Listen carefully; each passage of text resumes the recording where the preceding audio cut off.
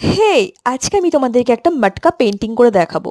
তো আমি এখানে মটকার যে বেসিক কালার সেটা আনার জন্য আমি এখানে ফার্স্ট ব্ল্যাক আর রেড নিয়েছিলাম, কিন্তু আমি দেখলাম আমার হয়তো ব্ল্যাকটা একটু জাস্ট বেশি হয়ে গেছে, যার জন্য আমার এখানে ব্রাউন শেড চলে এসছে, ডার্ক ব্রাউন। তো যাই হোক, খুব একটা খারাপ লাগছে না, দেখতে তোমরা সেটা বুঝতে পারবে লাস্টে। তো তারপরে আমি ফার্স্ট যেটা করেছিলাম সেটা হচ্ছে সাকুরার যে হোয়াইট যে পেনটা আছে সেটাতে আমি ফার্স্ট এঁকেছিলাম, তারপরে দেখলাম যে না, আঁকার দরকার নেই, আমি নিজে নিজে পারছি এরকমভাবে। তো সেই জন্য আমি আর আঁকিনি এটা। আমি এটা কালার দিতে চাইলাম কারণ আমার মটকার যে কালারটা ফার্স্ট দেখলে তোমরা ওটা একটু ইয়েলো মানে ভাব ছিল, কারণ ওটা ইউজ করা হয়েছিল, যার তারপরে আমি এটা রেখে দিয়েছিলাম, কারণ ওটা আমি আমার কাজে লাগাবো।